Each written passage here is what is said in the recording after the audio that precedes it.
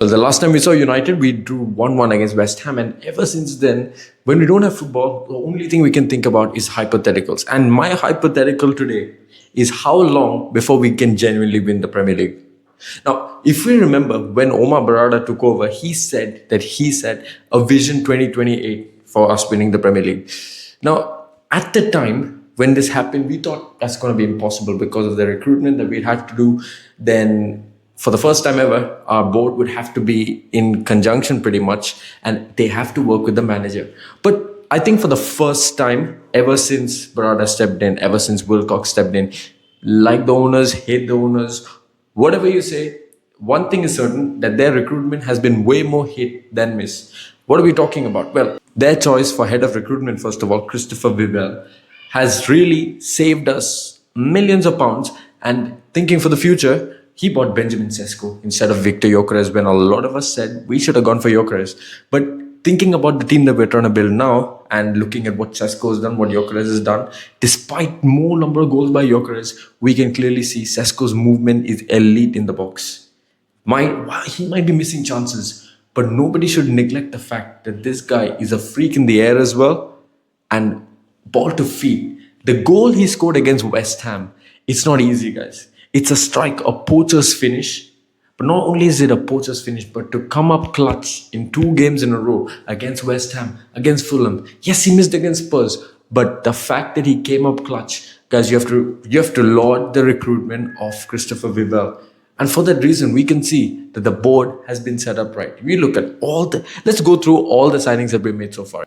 Well, let's look at their first window. Joshua Zirkzee. Well, you could argue if he was used better, maybe he would have had a chance. But let's just say, for the sake of argument, he was a miss because he could have done a lot better at United.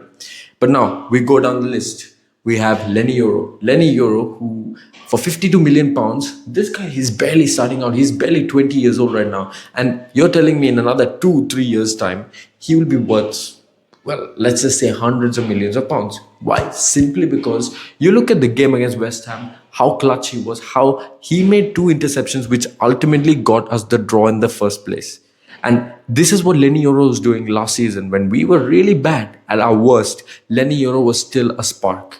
And this is what gives me hope, that you coach him into a back 4 system and suddenly Lenny Yoro looks like the player we saw last season and not the one we've been seeing in a lot of cameos this season. And you can even take it further down. You take Manuel Ugarte. He's probably the only miss, I would say, a sure shot miss. And out of all of the signings, I would say Manuel Ugarte is the only one where Ineos have completely failed. I don't know what the direction was. But we move on from them. You get Mazraoui and you get Matthias de Ligt. De Ligt, as much as he's been injury prone, he was probably going to be a player of the season till he got injured. And he was the best centre-back in the Premier League at that time. And to complement him at right back for £12 million, Mazraoui. And Mazraoui has been outstanding whenever he's played. In fact, he was so pivotal that at the first point when Amorim came in, he was also a right centre-back. So he was a makeshift centre-back in a back 3 system. So he can play right centre-back, he can play right back. He was versatile. Now, and then you can go into the winter where we got Patrick Dorgu. The first time he actually gets a manager and then he starts balling out. He scored a goal against City, he scored a goal against Arsenal, scored against Newcastle. But you know what was very different about those 3 games in particular, before he got injured, unfortunately? He was playing as a winger. Maybe not a fullback that we thought we had bought or a wing back, but rather this guy, he's way better playing on either wings, whether that's left wing, whether that's right wing. And our job is to use him on the wings. And Carrick had started using him on the wings before he got injured. So you can be almost sure that when he comes back, he's going to be a backup or a starter at wingers. And then you take it to Aiden Heaven, £1 million. And he's already won almost 2 or 3 man of the matches for us. This tells you the level of potential that this kid has. See, if we were to sell him today, you would easily get 30 to 40 million pounds because that's the level Aiden Heaven performs at. So if you just look at this recruitment from last season, it's successful. And this season, I don't even need to talk about it. Cunha has been an outstanding 10. He's been a 10 out of 10, you could argue. Mbeumo, scoring in big moments, scoring against all the big 6 teams. In the clutch moments, he's there. Benjamin Sesko, again, he got us the win against Fulham. He got us a draw against West Ham. And he's been there in clutch moments, even against Burnley. Without his brace, we lose that game. And Sen Lomans, the less said the better, because he has been outstanding as well. You can really blame what 3 or 4 goals that Lomans has conceded on him. And you look at all these signings we made, you see the improvement that we're making. And so, how long before we reach the Premier League title? Well, look at how Arsenal have been playing. You might have seen the game against Wolves. You might have seen how scummy the games are, how scummy the teams are that we're playing against. We're not playing against high level teams of, let's say, 2018-19 when Chelsea had Hazard, Willian, Pedro as their attack, and City had Aguero, Sane, Sterling, high level players, and not even to mention Salah, Firmino, Mane at Liverpool, and even we had Rashford, Martial, we had Pogba, Lukaku. We don't have these level of players anymore in the Premier League. Now, Arsenal are the leaders. For how long? That's up to you. But you look at the gold standard in the Premier League, that's Arsenal, that's Man City, and these two teams are underwhelming. You could say the best football that's being played in the Premier League is actually us. Now, it is us because we try to play fluid football. We try to play through our midfield, not by bypassing it, which is what many of the teams do. Or in Arsenal's case, well, try cross the ball into the box and hope for a set piece, because then you get a set piece and then you score. That's the whole game plan of many of these teams these days. And I'm not even just talking about Arsenal. I'm talking about teams like even Brentford. I'm talking about teams like Spurs. They don't have any other means of scoring goals if not through set pieces. Or if they do get set pieces, they aim for more set pieces, whether that's a throw-in, whether that's a corner. And this is the perfect opportunity for us to take a lead, because as far as I'm seeing right now, the only teams that are trying to play football are United, and you could argue Man City and Villa in the Premier League. Now, with Arsenal, they might actually hit a mental block. With 4 seasons in a row, having bottled it 4 seasons in a row, if they bottle it this season as well, what we're going to see is that certain Arsenal players will end up leaving. Now, you might think it's an unpopular opinion. Gabriel might leave, Rice might leave, even Saliba might leave. It depends on what their acumen is. And we know these players are some world-class players, which is why, even I would argue, you should test Arsenal's resolute and see if they accept 120 million, 130 million bid for Rice. Because I'm not Rice's biggest fan, but I know he works in the Premier League. And we need midfielders, especially box-to-box midfielders. We need somebody who's Premier League proven. Now, you can go for Baleba, you can go for Anderson, but if Rice is available, even if he's 26, he's going to give you another 5 years solid in the Premier League. And I feel that's what we need. And if Rice is even remotely interested in leaving Arsenal, if we see what is going to happen and the trajectory that we are going towards, if we secure Champions League football, we should be all over Rice. What do you guys think? Anyway, beyond that, if we have 2 more players in midfield, or let's argue 3 players.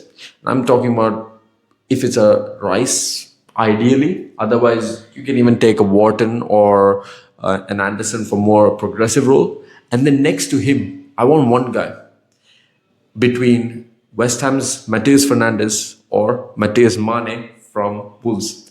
What I'm seeing is not anything outstanding, crazy that we're expecting, magic from, like Bruno Fernandes, for example. We're expecting you to just do the job and you to be fearless. And what I'm seeing in fearlessness is what Matheus Mane is doing at Wolves. The team is relegated. They are done. But ever since Matheus Mane stepped into Wolves, they become a new side. They got draws against us. They nearly got a draw against Liverpool. They nearly got a draw against Arsenal at the Emirates. And they got a draw against Arsenal at their stadium, at the Molineux, just now. And Matheus Mane has been a driving force. The guy can score goals. He can find a pass. And that is what I'm talking about. And the guy can dribble. He is fearless. Now, how long is that going to go on? We don't know. But I like the look of Matheus Mane. Matheus Fernandes from West Ham, another one. Very good in progressive passing. And that is what I'm looking for. With regards to anything else, we need one world-class midfielder and we need another resolute midfielder like Mane or Fernandes. Beside, and ideally, a Wharton. Because Adam Wharton is my first pick for that 6 register role. Because you can't get any better than Adam Wharton. Look at some of the passes that he's been picking out recently. Especially the assist that he got the other day. The loop pass is very underrated, and we can't really find that beyond Casemiro in our team. So if we can add it with Wharton, welcome any day. Yeah, and beyond that, really, we're looking at a Premier League team that we're building. And if we keep Michael Carrick, we could be building a team which plays in one identity, and an academy that plays in one identity, and a board which is going to supply this manager, this board, and these fans with the identity that we want. And what do we want? We want attacking football. Now, we don't want to be that team who keeps possession, because that's just not our identity. We tried it before with LVG, it just doesn't work. What we want is, yes, we have possession, but more we're going to play that counter-attacking style. We attack teams on the break, and that's how we're going to punish them, or fast transition, and that is how we punish teams.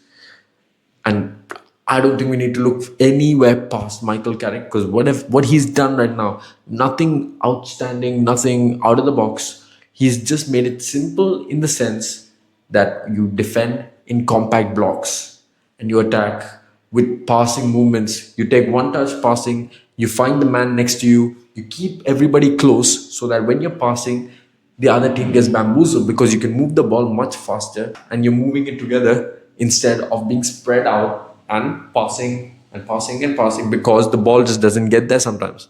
And it's just simple principles of football that Michael Carrick has implemented. And this is why I feel, guys, there's a good chance we could win the Premier League even next season, 2026-27. Our structure is getting it right, our players are getting it right, the fans seem to be buying into the fact that, we can't just give everybody time, we need to see results. And at the same time, the rest of the Premier League is really declining.